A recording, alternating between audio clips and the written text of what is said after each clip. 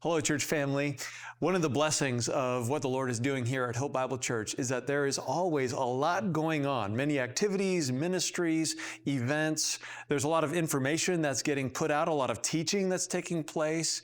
And there are a variety of ways to get access to all of that. And so I want to walk through the various means and modes of how you can access the information that you need to participate in what the Lord is doing. One of the main ways that we get information out to you in a timely manner is through our announcements during the worship service. Because of limited time, we try and narrow those announcements to what's most pressing for that week or the upcoming month. But we also know that it's difficult to respond to those announcements in the moment. We're not typically pulling out our phones and registering or putting something on our calendar. And so that's why we have put the QR code in the bookmark on the seat in front of you so that you can take that bookmark, have it with you throughout the week, whether you put it in your Bible, whether you put it on the fridge, and whenever you need to, you can look up what was announced and get the information of things that are coming up or sign up, register, whatever is needed there. On that QR code, that'll take you to a web page, which is mostly limited to what exactly was announced on Sunday. There might be some extra things there, but the primary purpose of that QR code is to get involved in response to the announcements that are made on Sunday. One of the more helpful resources that I would encourage you to make use of is the Hope Bible Church app. If you have an Android or an iPhone, we have an app that you can download that gives you access to all kinds of information and enables you to interact with what is going on here at the church. First of all, there's the announcements that are made where upcoming events and activities are posted where you can click on those. You can register if needed. You can register for equipping classes or just get the information of when events are taking place. You can also connect with HopeBook on the app and access all of the groups and interactions and information that are placed there in HopeBook and posts as well, such as in the prayer corner or in the person-to-person or in the particular groups that you're a part of. As well, you can give through the app that's connected to the giving feature in HopeBook, and so the app enables you to give and be part of supporting the Lord's work here at the church. As well, and this is significant, all of the media that is produced by the church is on the HopeBook app.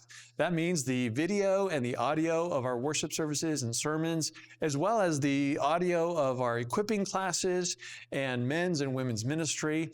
You can access all of those recordings through the Hope Bible Church app. So that's kind of a one-stop shop for everything that you need to engage with the church, get the information you need, communicate, give, benefit from anything you may have missed in terms of classes or ministries or Sunday services. I really encourage you to use the app as a significant way in which you engage with what the Lord is doing here at the church. Of course, every Sunday you hear about Life at Hope, which comes out every Friday night. Most of you are registered for that, but if you're not, you can register at hopebible.org/newsletter, or you can use the app that has a link to register for Life at Hope.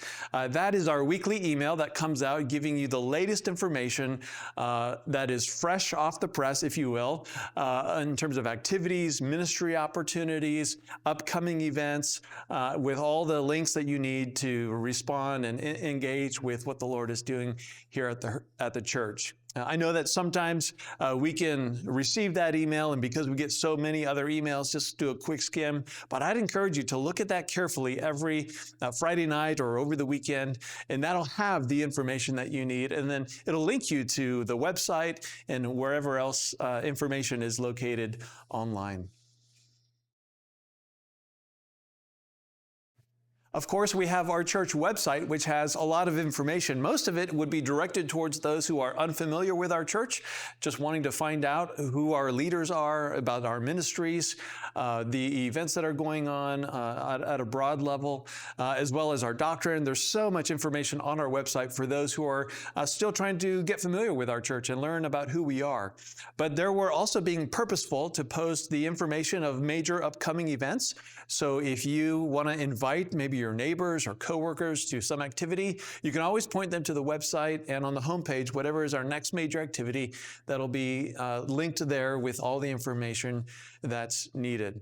There's a lot of contact information, so sometimes if you're not sure who to contact for a particular ministry, you can just go to the page for that ministry and it'll have the contact information for those leaders.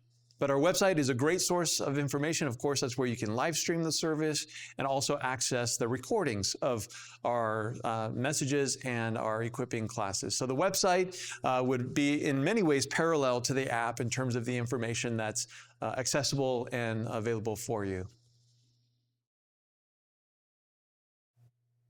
If there was a central hub for how we communicate here at Hope Bible Church, it would be HopeBook.